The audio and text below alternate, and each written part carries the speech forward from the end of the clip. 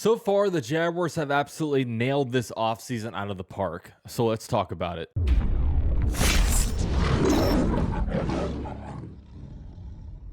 I do want to give a shout out to BetUS for sponsoring this video. And guys, did you know that BetUS has a bunch of different props on players' next designation? And right now, Chris Godwin, the wide receiver for the Tampa Bay Buccaneers, right now he's tied for third place with the Jaguars when it comes to his next landing spot at plus 600. Of course, Liam Cohen was the OC over there, so he does have some familiarity there. So that's kind of what links the Jaguars over to them.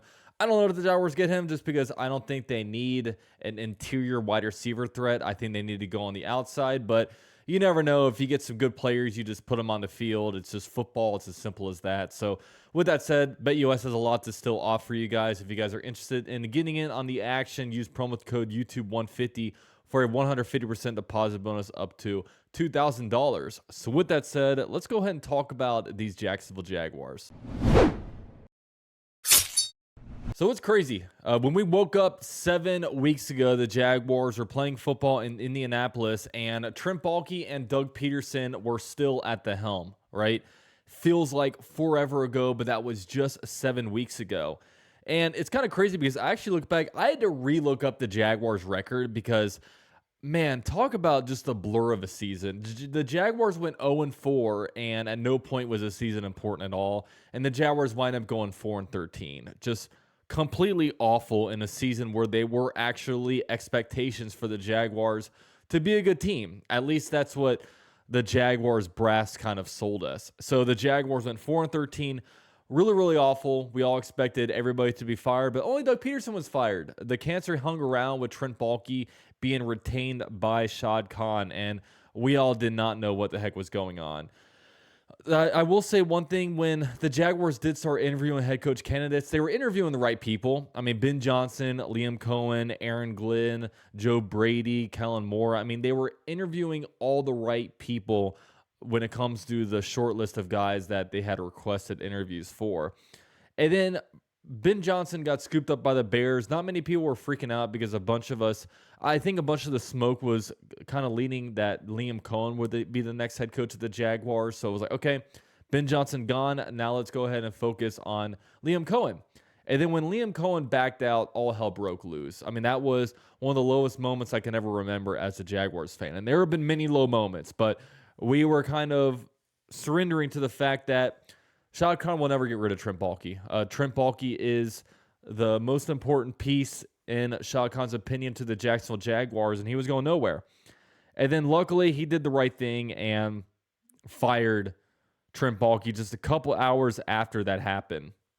And then when we look at where we are now, Tony Boselli is the EVP, Liam Cohen is the head coach, and James Gladstone is now the GM of the Jacksonville Jaguars. And I'll be honest with you, this is exactly where I wanted the Jacksonville Jaguars to be at this point on February 23rd as I film this video. This is exactly where I wanted the Jaguars to be. Now, was the process good? Absolutely not. There was not a good way to go about it when it comes to just the perception of the Jaguars retaining Trent Baalke and then backing out and then just kind of being a disaster all the way through. But when you kind of delete what happened the last 7 weeks and you actually look at where we are right now, this is exactly where I wanted to be.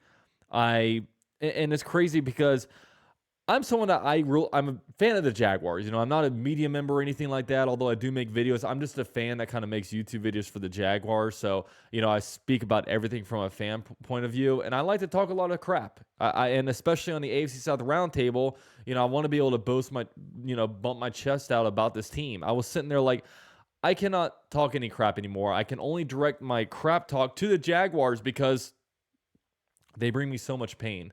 And there's no way I can go out there and look stupid because I have looked stupid before after the Jaguars beat the Houston Texans after Thanksgiving. And it's an infamous video. If you're a Texans fan, you know about it. If you're a Jaguars fan, you may know about it. I don't know. So with that said, the new head coach and new GM are in place. And what did I want out of a head coach? I wanted a young, innovative, offensive-minded head coach, and that's exactly what the Jaguars got. Liam Cohen, who, claims to be from the Sean McVay tree. He came over from the Buccaneers and did really good things with the Buccaneers offense. We finally have one of these young guys. We have our own Kevin O'Connell. We have our own Sean McVay. We have our guy that can come in here and really see the NFL from a new perspective, because at one point Doug Peterson was a great offensive mind, but it was very clear that the NFL game has passed him up, and it's kind of a trend that we are really noticing around the NFL now. So that's really cool. And what did I want out of the GM? I mainly wanted a GM that is from a respectable organization, right?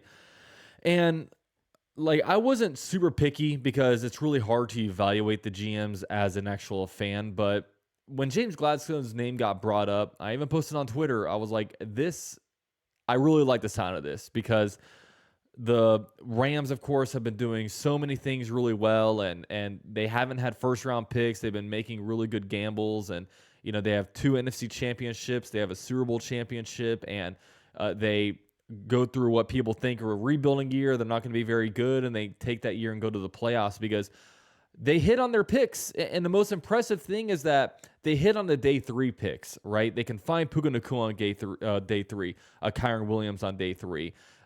Trent Baalke, he's decent at getting first-round picks, but that's about all he can do. Everything else he's really bad at. And, we found a guy that we can actually utilize and potentially find starters on day 3 of the NFL draft, as opposed to just finding special teamers and guys that hang on a team for a year because they were a 4th-round pick, and then they get cut the next year once they realize, this guy isn't very good. So that's really, really exciting. And I know toward the end, it felt like everything was him versus Ian Cunningham, and I wasn't a huge fan of Ian Cunningham, mainly just because of, he's been the Bears GM since 2022, and what have the Bears done that's really impressed me in the last 3 years? The only thing that they did was, fall back asswards into getting Carolina to trade up a bunch of assets so they got the number 1 pick in the following year, and they were able to get Kelly Williams, right? Okay, he was with the Eagles. Okay, he was with the Ravens, but that's it. And I know James Gladstone, just, seeing him on NFL films and hearing him talk, he commands a room. He knows a lot about football. He's also really good statistically.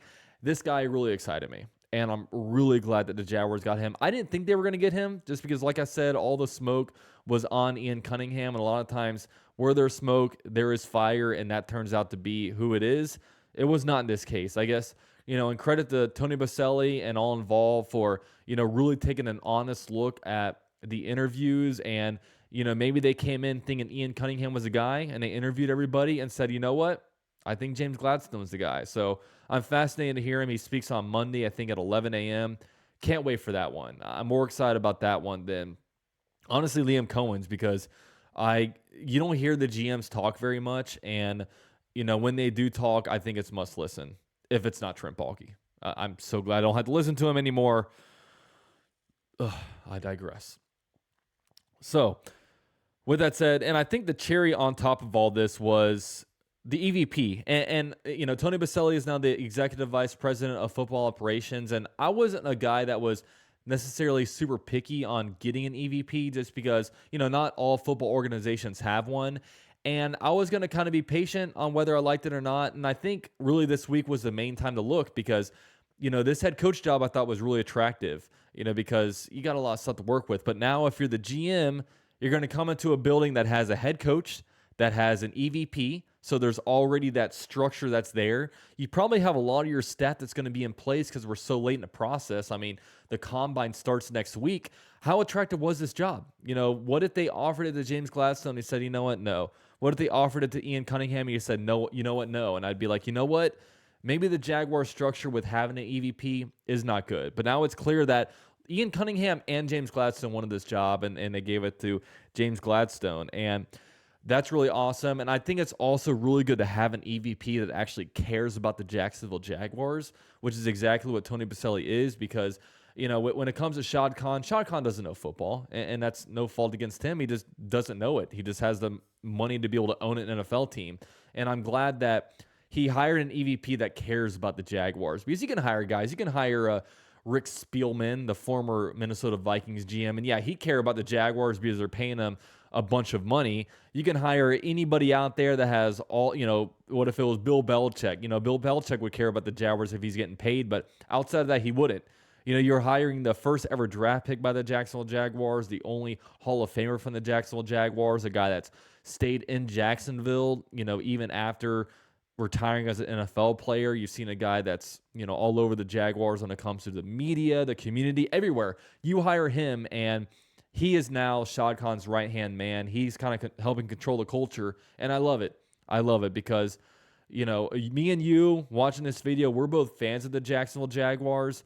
Tony Boselli might care more about the Jaguars than you and me without the paycheck. So I'm happy that you have a qualified guy in there that actually cares. So that's what I'm really excited about. And right now, everything at this point on February 23 is an A++ because, and I credit Shad Khan for doing what was right for, I know he liked Trent Baalke for whatever reason, but he wanted to get the right head coach. So he wound up, splitting ways with him, and he went out there and did everything that I thought the Jaguars needed to do, and honestly, the fan base needed to do. So right now it's an A++. But like I said, seasons and Super Bowls aren't won in February.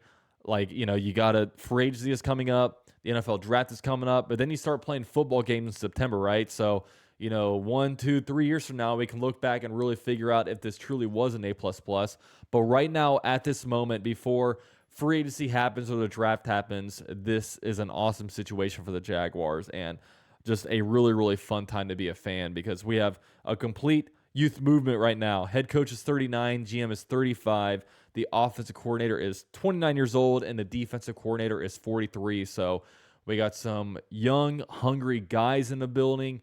Maybe a little young, but I wouldn't say they're inexperienced because these guys have been around football for a long time. And it's really, really fun, and I can't wait to get free agency going, then the NFL draft, and then the season will be here. We actually have some optimism as opposed to where I thought we were going to be a few weeks ago with Trent Baalke as GM and Robert Saleh as head coach, and I'd kind of sit here and try to act like everything's all right, even though there would be a fire going on behind me. So with that said, really excited about this stuff. Appreciate all you guys for watching, man. Drop a like. I'll keep on continuing on with the Jaguars content. Been going on 8 years now of this YouTube channel, so appreciate all you guys for hanging around no matter when you joined. And with all that said, shout out to BetUS for sponsoring this video, and go Jags.